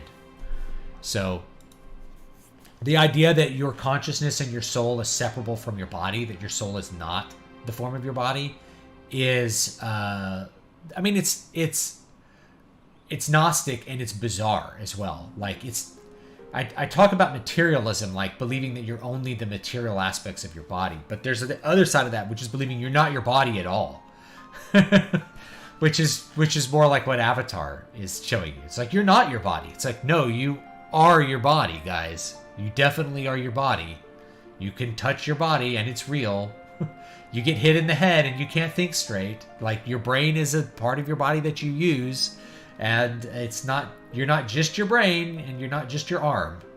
You're not just your body, but you are your body. So this whole idea, like, I could transfer my consciousness into this fake body and then becomes a real body. And then I can really be it. Like, that's no. that's a big no-no. I mean, it's against the teachings of the church, but it's also like, yeah, it's a weird ancient Gnostic thing that we should avoid. I liked Avatar. Great aesthetics. There you go. Bioluminescent forests and floating mountains. Those are good, right? Creature designs by Wayne Barlow. Great music by James Horner. The Fusion 3D is also incredible. All those things are good. That's the first movie had an overall unlikable cast that was boring at parts. I agree. Second movie was less visually imaginative but had more likable characters and better pacing. I'll check it out. I know James Cameron cut a lot of stuff to make it tighter. That usually you're going to improve a story by cutting. So, there you go, right? Like, there's really good aspects of the first movie that it's easy to forget when you're like, the story's garbage. But, that's where we're at. Yeah, even the font is papyrus. No one realize that it's in papyrus. Probably like Jim was like, I like that font. That's the font we need to have. And it's like, okay, James, this is like the standard font that ships on a Macintosh computer for like people who are making garage sale signs. But we'll do it because James Cameron wants the freaking papyrus font.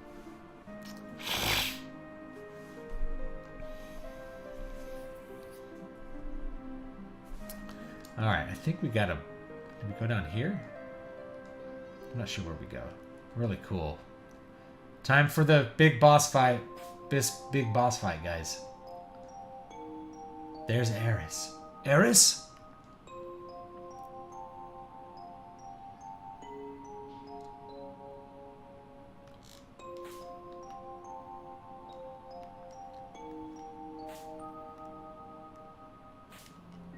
No, come on. Up.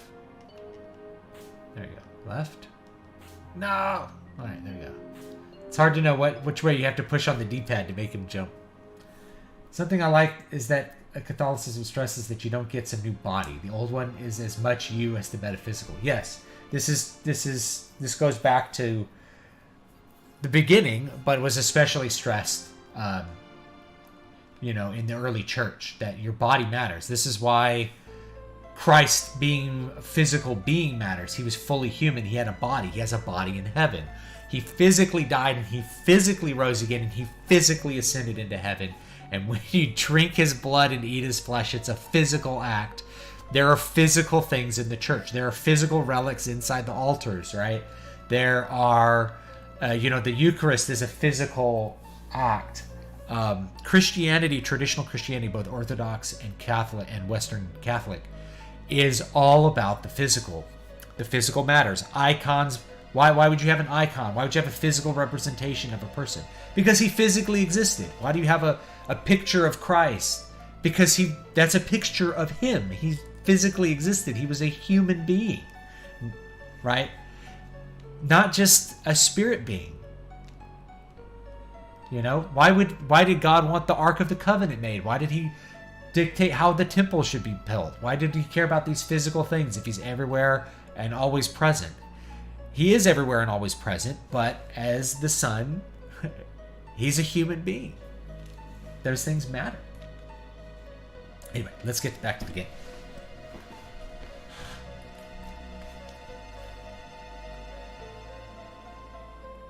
What are we doing here? There's the Buster Sword.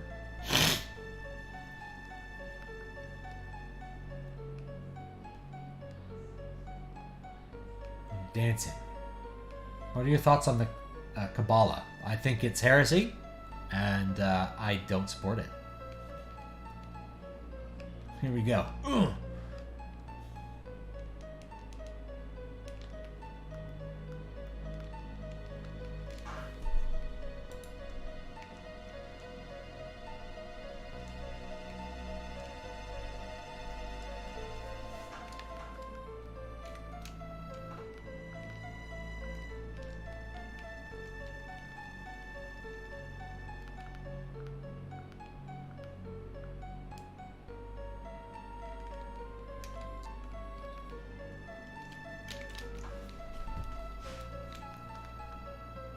Uh-oh. I hear some say that the soul is like a pianist that utilizes the body. Wrong. If the body is broken, then the utilization will be limited. Yeah, I mean, that's correct, yes. But the soul is not like the pianist. It's not separate from the piano. That's the incorrect part of it. So yes, it's like, you know, the music continues after you die. Put it that way. The music continues. Even if the piano is broken. If a key on the piano is broken, it doesn't stop being a piano, right? But its function is limited. If you get hit in the head, your brain function is limited, but you don't stop being a human. This is really important because people with Alzheimer's are still completely human, even if their brain is not working correctly. But you are not a pianist. You're not a puppeteer puppeteering your body, right? You are your body. So it'd be like that if you are the piano and the piano's playing itself, I guess. But it's the music. The music is the soul, and the music continues after you die. All right. I'm going to kill Eris, guys. Here I go. I'm going to chop her head off. Oh, it's very dramatic. This was very dramatic in the 90s, guys. Stop! Cloud! Ugh, what are you making me do? Stop! Says Yuffie.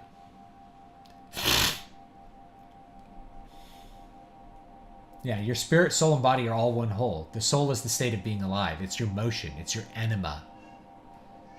It's what animates you. And yes, from that perspective, animals do have souls. Oh, here we go. Here he comes. Sephiroth. Whoa! He killed her!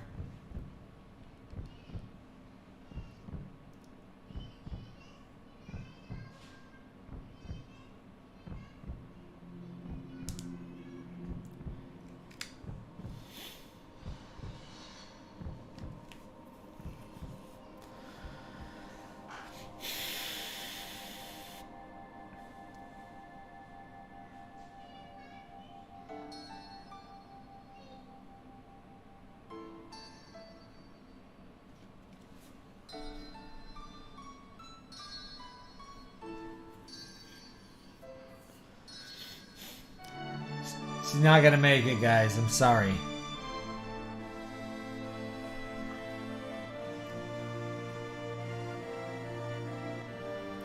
Yeah, those cutscenes were huge, guys. Eris! This can't be real.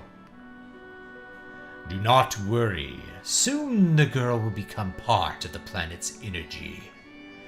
All that is left is to go north. The promised land waits for me over the snowy fields. There I will become an... Shut up! By uniting with the planet, as with this girl. The cycle of nature and your stupid plan don't mean a thing. Eris is gone. Eris will no longer talk, no longer laugh, cry, or get angry. What about us? What are we supposed to do? What about my pain? My fingers are tingling.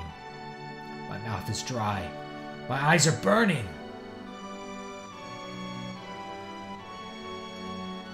What are you saying? Are you trying to tell me you have feelings too? Of course. Who do you think I am? Stop acting as if you were sad.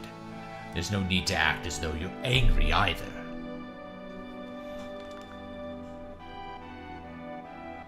Because, Cloud, you are...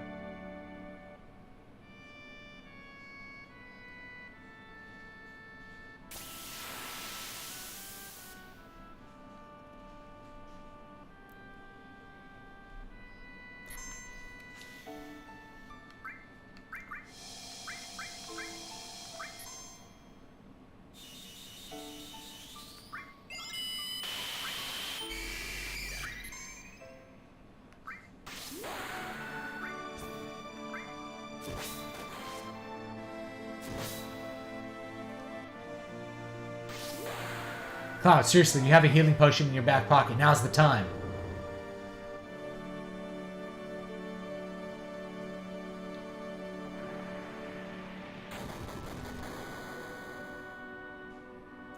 Reflect. Oh, we gotta use our break magic. I don't think I have it. Magic. Do I have it? No, we don't use that.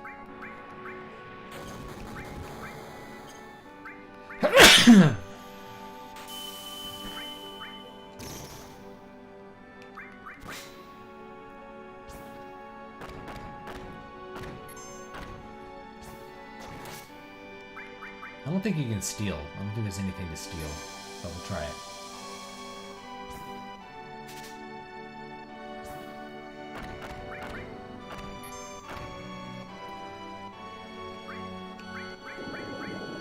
Oh no, I hit steal again. What was I doing? I already tested this out.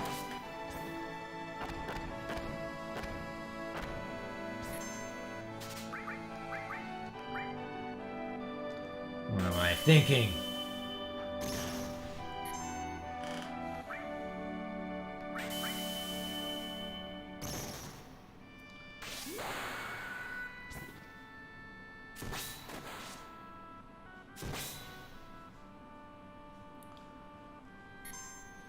I think I forgot to put a water ring on one of the guys. Oh well.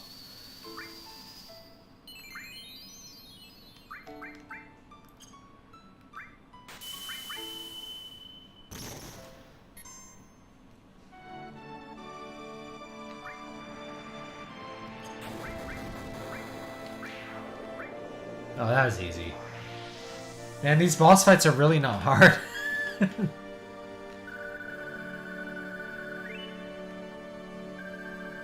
Wizard bracelet.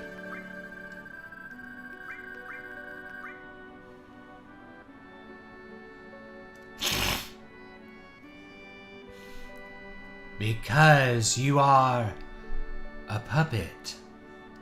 I'm a puppet?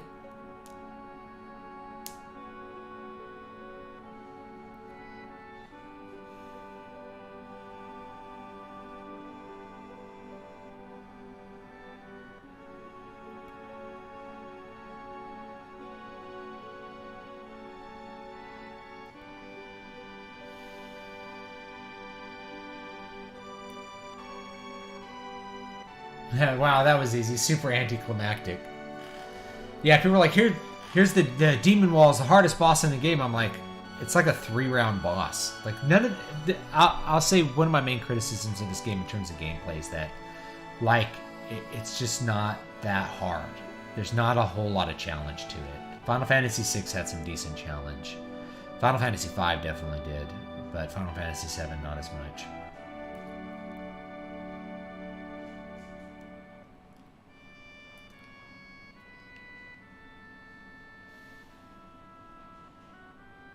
Watch the next cutscene. It's kind of cool. They have this water scene, and then they do like another water. They do these water scenes with like bodies in Final Fantasy games after this. They have this one. They do one in Final Fantasy X where they're like kissing in the water. They do one in like Final Fantasy 13 too. There's like a lot of these water scenes in Final Fantasy. It's kind of weird.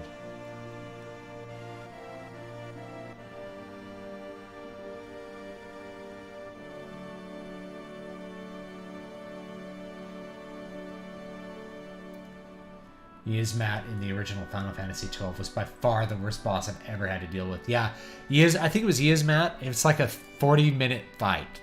It's fun, like it's really fun, but it's long. It's a grueling fight. What did you think of the riding buddy system? I think I've talked about it in the book. If it works for you, do it. The problem is a lot of times your mutual readers are not writing in the same genre as you, which means their feedback is not going to be as important or interesting.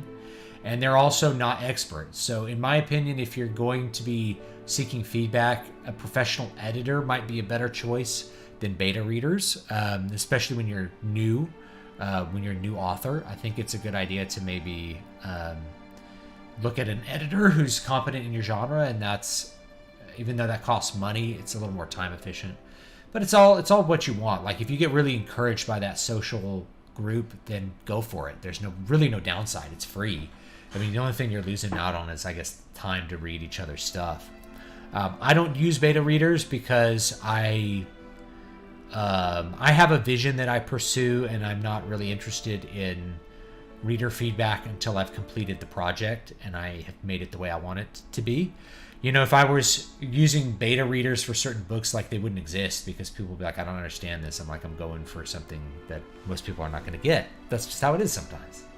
And that's okay. I put out a lot of books, so it's okay if some are really popular and some are just not popular. Everyone, listen to me. I'm Cloud, ex-soldier, born in Nibelheim. I came to settle up with Sephiroth. Why now? I came here by my own free will, or so I thought. However, to tell the truth, I'm afraid of myself. There is a part of me that I don't understand. The part that made me give the black materia to Sephiroth. If you hadn't stopped me, Eris might have been. There's something inside of me, a person who is not really me. That's why I should quit this journey, before I do something terrible.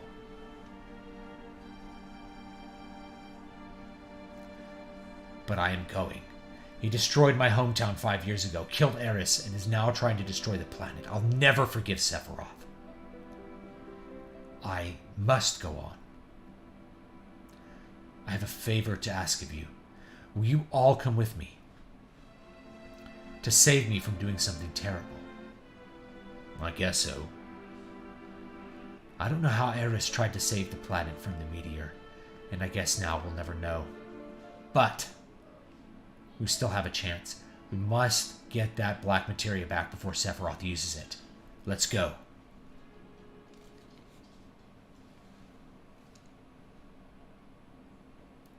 End of Disc 1. Please do not open the disc holder until further instructions. Alright, that's the end of Disc 1, guys. Took forever. Took long enough. Alright, I'm going to save it.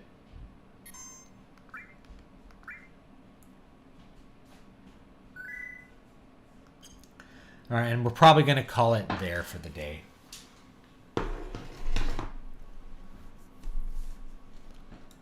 Okay. So, I think that's about it for today. We're at 3 o'clock, so that's 2 hours. I'm going to work on some other things, get some more content out today and tomorrow. And hopefully kind of accelerate that stuff towards the end of the month, because I have a lot of things that I want to work on, like on a month-by-month basis. So we'll get that done. New story will be coming. Another new book called King Leper eventually. So that'll happen this year. I kind of wanted to do it last year, but things kind of got away from me with moving across the country and all that kind of stuff. So I don't have a name of a cover artist off the top of my head right now. And I'm not sure exactly what you need done, but message me on Twitter and I'll see what I can do for you, okay?